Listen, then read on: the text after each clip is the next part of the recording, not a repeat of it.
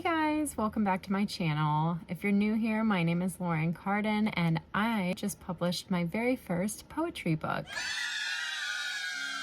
I've gotten a lot of questions since I published about what the process was and what it was like creating my book. So today I'm going to share with you guys just kind of that creative journey, what it was like self-publishing, and some of the challenges that I ran into while creating my story. I'm going to focus this video more on the creative process rather than the logistics of self-publishing because there are a million videos out there that talk you through the steps, and I'll link a few that were helpful down below, along with a link to my book, Greatness in It All, which I definitely encourage you all to check out. My whole life, I have always loved writing. I've loved journaling, doodling, and I've always envisioned writing a book. I've always envisioned telling my story in a way that's relatable to people and that could maybe help them find some sort of sense of hope or encouragement and let them know that no matter what they are going through, that they are strong enough to get through it. But I never really knew how to do that. I've had such a uniquely strange life, as we all have, that I didn't really know how I was going to tell my story in a way that was A, relatable to people, and B, that had an endpoint. And that's something that I really struggled with the most, and I've actually heard other writers mention that they've struggled with as well when trying to kind of write or tell their own story, is where to draw that starting point and ending point, and how to describe all of those intricate details that would make it make sense to anyone besides myself. It really felt super overwhelming, and honestly, it took me almost 2 years to even come up with the idea of how I was going to break down and tell my story. I've always done my best writing when I'm highly emotional, and that was something that I realized everyone can relate to. I could use my story to relate to people, not in a way of the events that actually happened, but the emotional journey that went along with all of those events. Most of the events in life that we all go through are very similar, yet drastically different, but the feelings that we have are all the same. And I really do think that the best poetry or art is something that makes you feel something. And like I had said before, all of my poetry was highly emotional, so I felt like that was a really great place to start. So I started to group all the poems that I had written throughout my life into these emotional themes that I really felt everyone could relate to. Themes like love, heartbreak, self-destruction, and finding yourself. And of course, as a poet, I love a good metaphor. So I associated these emotional themes with the seasons. I can tell you there is a specific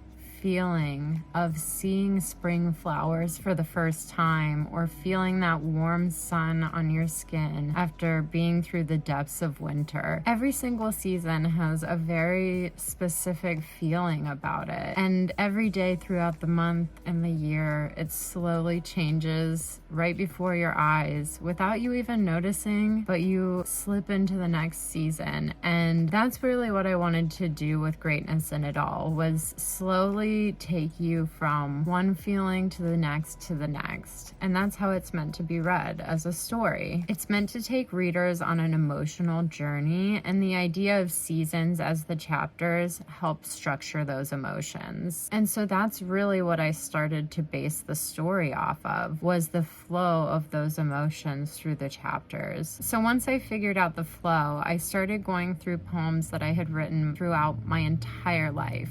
These were handwritten, scribbled, doodled on poems that I really have been writing since I was a teenager. And I started to type them up. I typed up the best of the best poems, and that was the starting point for my book. From there, I started breaking them out into these emotional themes. That was really the only structure that I had, was the seasons and how they made me feel. I really didn't know what I was doing or what story I was telling yet. I started putting sad poems in the fall and even sadder poems in the winter. And I knew I wanted happy poems to be in the spring, and that to be a sense of self-growth and I knew I wanted the summer to be about love. So I printed out all of the poems single-sided on a page of paper, and I took them over to my mom's, and we went through every single poem and we laid out the story, with the fall starting where it did and going deeper into the winter, and then coming out of that winter with an appreciation for the spring and the summer. It really is meant to take you on an emotional journey. And then from there, another challenge that I ran into was illustrating the book. I thought at first that it needed an illustration on every page to support the poems because some of them are short. And I thought again that it needed some sort of illustration to take up some of that white space. And then I met a friend in Hawaii that showed me some of her poetry, and one of the poems that she wrote was just a single line in the middle of the page, and it was so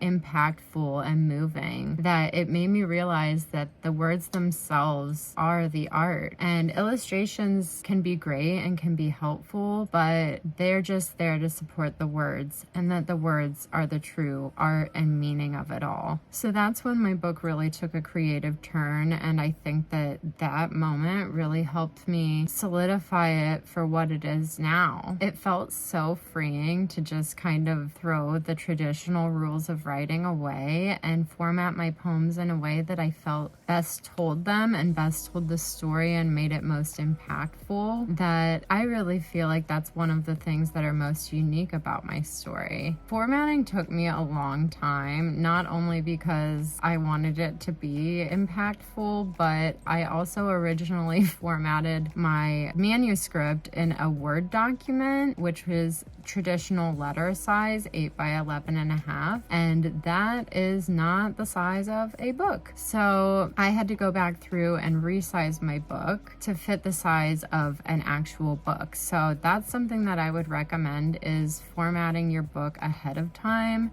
in whatever size that you want your book to be. The size and details that I used was a 5 by 8 page with a white, black and white interior, 1/2 inch interior and exterior margins, and full inch top and bottom. Formatting honestly was the hardest part for me because I didn't do it right from the beginning. So again, I would recommend just doing it correctly from the beginning, and you probably won't have issues like I did. I knew I was going to self-publish through Amazon because it's honestly one of the quickest and easiest ways for new authors like myself to self-publish and get their book out there. I also low-key hate that I publish through Amazon because it's such a corporate machine, and I just don't like supporting that. However, it also is, like I said, the easiest place to self-publish because it is such a big corporate machine and they have the capabilities to do print on demand self-publishing. So I'm curious to hear what your guys' thoughts are on that. If there are other ways of self-publishing that you find to be as quick and easy as Amazon, if you would ever self-publish through Amazon, or how you would go about self-publishing your book. So leave a comment down below. There's nothing right or wrong about any of it. I'm just really curious to hear other people's opinions on it. Anyway, with using Amazon, once you know your page count, they will give you the specific dimensions for your spine and your cover,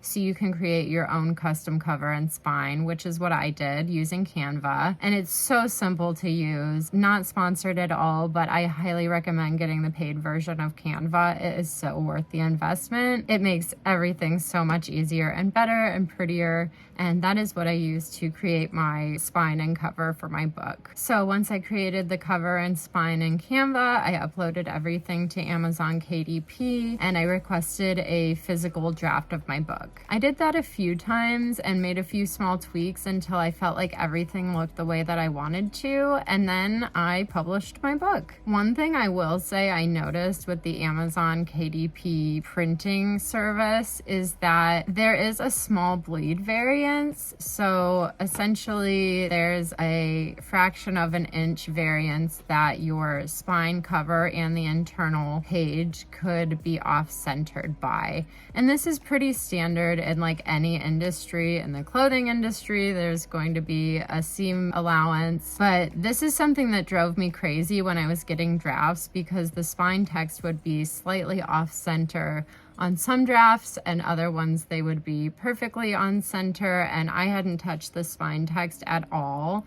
So just keep that in mind, that you are using a print-on-demand service if you are using Amazon KDP, and there is going to be a slight variance between each and every copy. It's something that I can personally live with, but again, just something good to keep in mind when you're self-publishing. And that's really it, you guys. That's how I wrote and self-published my very first book. And if you're interested, I've left the link down in the description below. And while you're down there, make sure you subscribe so you can get more videos like this one. And I'll see you guys next time. Bye. We done work hard for this. You can tell I'm my heart in it. I love my women with some confidence. Hard to get it back and go boarding with. We was dropping out apartments. Home to your dome where the carbon is. We done popped out carbonate. And when we top down, know what time it is. We done worked hard for this. You can tell